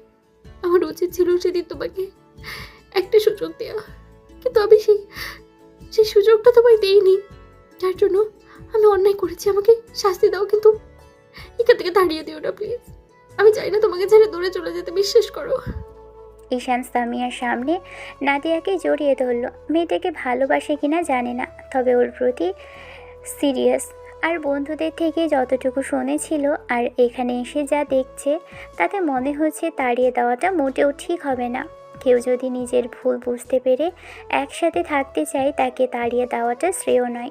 আর নাদিয়ার অধিকার আছে এ বাড়িতে থাকার। সব কিছু ভেবে চিনতে ঈশান নাদিয়াকে আর তাড়াতে পারল না। মেয়েটা কান্নাকাটি করছে, তারপর বাসায় গেলে উল্টাপাল্টা কিছু করে বসবে। প্রথম বউকে তাড়িয়ে দেওয়াটা দ্বিতীয় বউকে রেখে কোনো দৃষ্টিকটু ব্যাপার। আর ঈশান ভেবেছিল যদি এসে নাদিয়াকে পায় আর নাদিয়া নিজের ভুল বুঝতে পারে, তাহলে ওকে রাখার একটা সিদ্ধান্ত নেবে। সব মিলিয়ে জীবনের মতো করেই চলে। আবার কখনো কখনো জীবনের উল্টো দিকে গল্পটা সাজানোর জন্য যেমন জীবনকে গল্পের মতো করে তুলতে হয়, তেমনই জীবনের মূল ধারা থেকেও কিছু গল্পের অংশ নেওয়া হয়। ঈশান নাদিয়াকে অনেকক্ষণ যাবৎ বোঝালো, আমার মামিকে ডাকলো, ওরাও আসলো। সামিয়ার আব্বু আম্মুও আসলো। সবাই এসে ডাইনিংয়ে বসে রইল। অনেকক্ষণ যাবৎ সামিয়ার আব্বু মেয়েকে থাপ্পড় মারতে নিলে তখন ঈশানের আব্বু তাকে আটকে দিল। তারপর কিছুক্ষণ যাবৎ ভদ্রলোক চুপ করে রইলেন, আর আব্বু বলতে আরম্ভ করলো। এখন রাগ জেদ করার সময় না ভাইজান। ছেলে মেয়ে একটা কাজ করে ফেলেছে, আর আমার ছেলে এরকম কাজের জন্য আমি লজ্জিত। মামাতো বোনের সাথে বিয়ে দিয়েছিলাম, ভুলবশত এরকম একটা কাজ করার জন্য আমি দুঃখিত। আমি বুঝতে পারিনি ও অন্য কাউকে পছন্দ করে, আপনার মেয়েকে ভালোবাসে। সেটা জানতে পারলে ও অনেক আগেই স্বামীর সাথে ওকে বিয়ে দিতাম। আর আজকে যখন আপনার মেয়েকে বিয়ে করে নিয়ে বাসায় ফিরল, তখন জানতে পারলাম যে ওর সাথে রিলেশন ছিল। আর এখন এসব নিয়ে রাগ করলে কি হবে বলেন? ওরা মিলেমিশে থাকতে চাইছে, এমন কি হয় না বলেন? অনেকেই তো 2-3টে বউ নিয়ে থাকে, আর ওরা যদি মানিয়ে নিতে পারে তাহলে আপনার সমস্যা কোথায়? আমি তো সেটাই বুঝতে পারছি না। দেখুন, ছেলের বাবা হিসাবে আমি হয়তো এটা বলতে পারি, কিন্তু মেয়ের ভালোর জন্য হলেও আপনাদের এসব মেনে নিতে হবে। অত্যন্ত ছেলে মেয়ের ভালোর জন্য এসব ভাবতেই হবে। যা হয়েছে সেটা একবার অন্তত আমরা জানাতে পারতি। বিয়ে করবে ভালোবেসে, সেটা মেনে নিতাম, কিন্তু না বলে এমন করে বিয়ে করে নিল, সেটা কি খুব বেশি ভালো দেখিয়েছেন বলেন? দেখেন আঙ্কেল, আমরা একসাথে থাকতে পারবো। সামিয়া নাদিয়া বান্ধবী ছিল, আর যেহেতু ওদের মাঝে কোনো সমস্যা হচ্ছে না, আমি তো এখানে কোনো সমস্যা দেখছি না। তবে আমি আপনাদের বলছি, আমি ওদের ভালো রাখবো। আর আমার আব্বুর যথেষ্ট আছে, আমিও যথেষ্ট পরিমাণে এডুকেটেড, যে কোনো কোম্পানিতে জব হয়ে যাবে। এর থেকে কি আপনাদের যথেষ্ট না মেয়েকে সুখে রাখার জন্য? আর আপনারা খুব ভালো করেই জানেন যে ভালো থাকার জন্য টাকা পয়সাটাই যথেষ্ট নয়, ভালোবাসাটাই যথেষ্ট। নাদিয়াকে আমি ঠিক করে নেব, আর সবচেয়ে বড় কথা, ওর আরও কিছু শাস্তি পাওয়ার দরকার আছে। নাদিয়ার রাগি চোখে তাকাতেই ঈশান ফিক করে হেসে ফেলল। অন্যদিকে সবাই বেশ কিছুক্ষণ আলাপ আলোচনার পর সিদ্ধান্ত হলো দুই বউয়ের বিয়ের জন্য আবার নতুন বিয়ের অনুষ্ঠানের আয়োজন করবে। সারা শহর জানিয়ে তারপর ওদের বিয়ের অনুষ্ঠানটা করা হবে। সবাই রাতে খাওয়া দাওয়া করে যে যার মতো চলে গেল। ঈশান, নাদিয়া আর সামিয়া তিনজন মিলে রুমে আসলো। সামিয়া ঈশানকে অনেকক্ষণ যাবৎ বকাঝকা করলো, এরকম মিথ্যা বলে বিয়েটা করার জন্য। ঈশান একটু চুপ করে থেকে মোবাইলে লুডো গেমটা বের করে দুজনের সামনে রেখে বলতে আরম্ভ করলো। এত কথা না বলে একদম খেলা হয়ে যাক, কি বলো? সামিয়া নাদিয়া কিছুক্ষণ অবাক চোখে তাকিয়ে থেকে একটু সময় মুচকি হেসে তারপর লুডো খেলায় মেতে গেল। তিনজনে খেলছে তাই খেলাটা বেশি ভালো হচ্ছে না। একটা কোর্ট ফাঁকা রেখে এবার ঈশান একটা ডেভিল হাসি দিয়ে বলল, একটা কোট ফাঁকা রয়ে গেছে, আরেকজন হলে ভালো হতো, কি বলো? আরেকজন মানে? বললাম যে আরেকটা বিয়ে করে নিলেই তো 4 জন হয়ে যেত, 3 বউ আর আমি, 4 জন 4 কোট। তবে রে, তোমার আরেক বিয়ে করার শখ তাই না? দাঁড়াও দেখাচ্ছি মজা। ওয়েট ওয়েট, আর আপনাদের দেখতে হবে না। তারপরে কি হবে আপনারা হয়তো বুঝতে পারছেন। ঝড়, তুফান, সিডার, আইলা, ঘূর্ণিঝড়, মহাসেন, আমফান, আরও কত কি। এই ঝড়ের মধ্যে আপনাদের পড়াটা মোটেও ঠিক হবে না। দেখা হচ্ছে অন্য কোনো দিন অন্য কোনো গল্পে। ততদিন পর্যন্ত সুস্থ থাকবেন, ভালো থাকবেন, আমাদের সাথেই থাকবেন। ধন্যবাদ। আল্লাহ হাফেজ।